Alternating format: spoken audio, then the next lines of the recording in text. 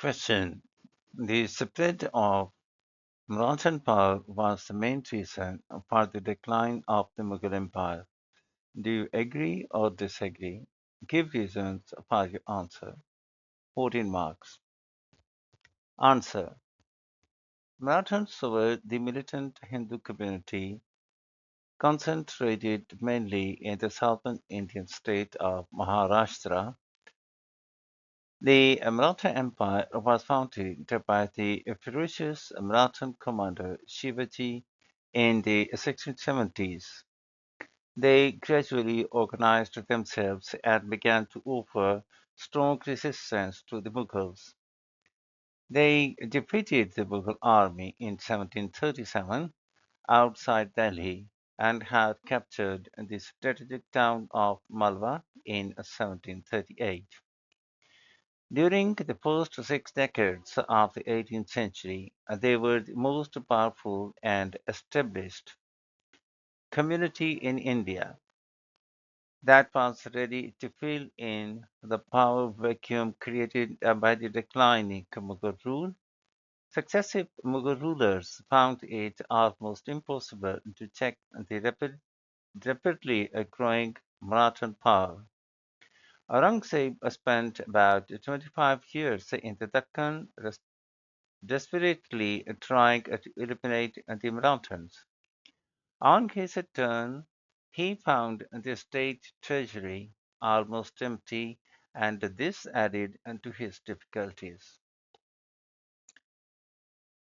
However, the mighty Mughal rule did not decline due to the Maratha factor alone.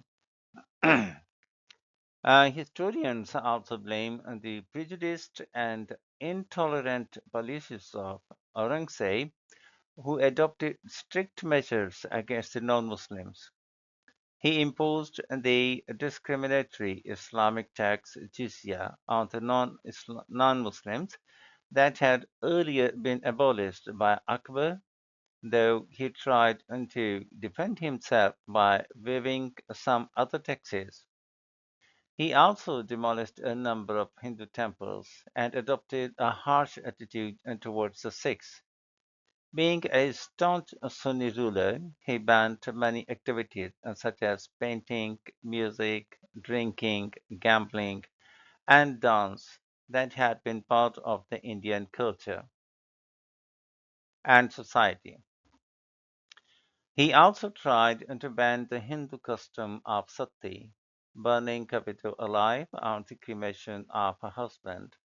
In order to meet huge expenses of military campaigns, he imposed heavy taxes, and the money collected by taxes was spent on luxurious buildings, a tradition of the Mughal rulers. All this made Aurangzeb very unpopular, and his successors found it quite difficult to rule the empire.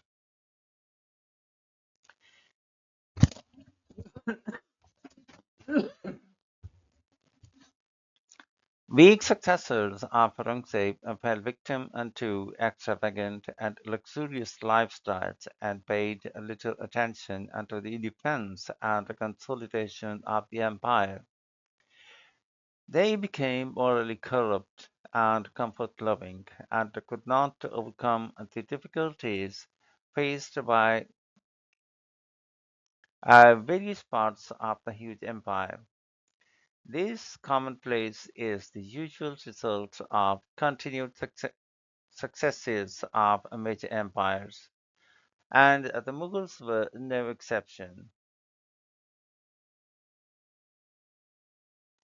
This commonplace, sorry, this complacence is the usual result of continued successes of major empires, and the Mughals were no exception to this. Negligence of the weak little Mughals into the state affairs also contributed to the fall of the Mughal Empire. The Mughals did not have a definite law of succession. On the death of an emperor, the princes got engaged in conspiracies, intrigues, and making loyal groups that always led unto the regicides regicidal wars of succession. Success of a candidate often depended on the support he could get from the military and ministers. This caused division in the army, and the state resources were wasted on mutual fights instead of public welfare and defense of the empire.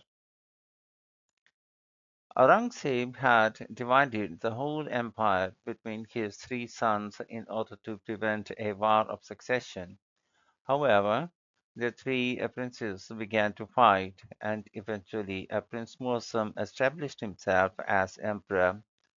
Only after a few years his four sons fought over the throne, but the victor Jahandar Shah was murdered within a year.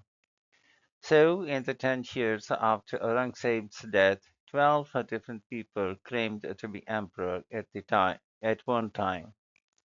This greatly destabilized the huge Mughal Empire, and the British fully exploited this to establish themselves. Finally, the last nail in the coffin of the Mughal rule was perhaps driven by the British, who began to dominate the political horizon of India, 1750 onwards.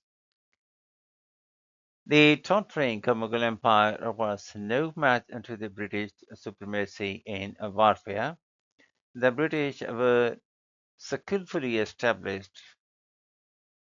The British very skillfully established themselves in India and eventually replaced the Mughals by annexing all important states between 1757 and 1856.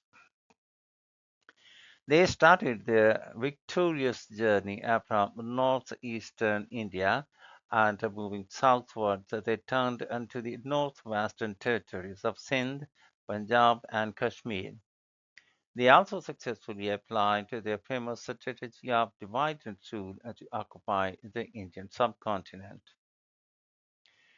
To conclude, we can say that the power of the Marathas was the decisive factor in the decline of the Mughals because if the Mughals had won their support, they might have jointly averted the process of decline or at least slowed it down.